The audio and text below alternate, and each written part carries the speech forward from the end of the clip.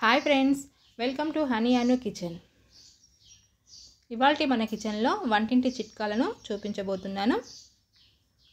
ముందుగా ఎక్స్పైరీ అయిన టాబ్లెట్స్ తోటి మిక్సీ జార్ బ్లేడ్స్ షార్ప్ అవ్వడానికి చిట్కాలు చూపించబోతున్నాను.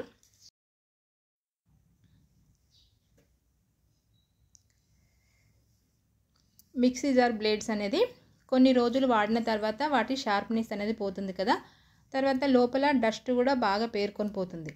అలాంటప్పుడు మనం దొడ్డుప్పు తీసుకోవాలి. దొడ్డుప్పు అంటే మనకు బయట దొరుకుతుంది. దొడ్డుప్పు తీసుకొని వేసుకొని బరకగా గ్రైండ్ చేసుకోవాలి.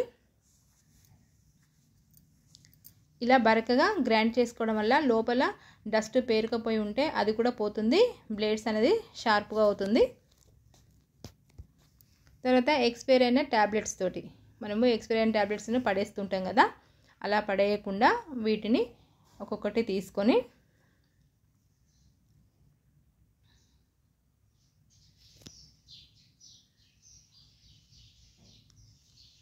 ఇలా మనం అల్లం దంచుకునేది ఉంటుంది కదా, దాంట్లో వేసుకొని మెత్తగా దంచుకోవాలి.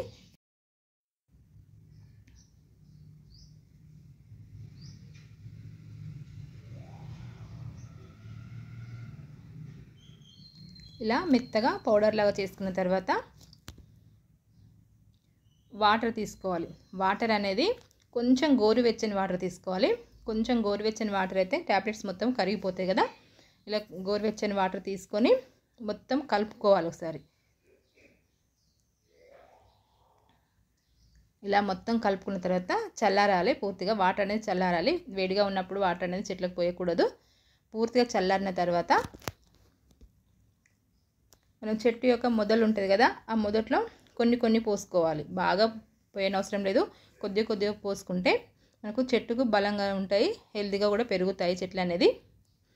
ఇలా కాకుండా ఈ వాటర్ అనేది ఒక స్ప్రే బాటిల్లో పోసుకొని కూడా పైన ఆకులు అనేది ముడత వస్తుంది కదా, అలా ముడత వచ్చినప్పుడు స్ప్రే కొట్టినా కూడా ఆ ముడత అనేది పోతుంది.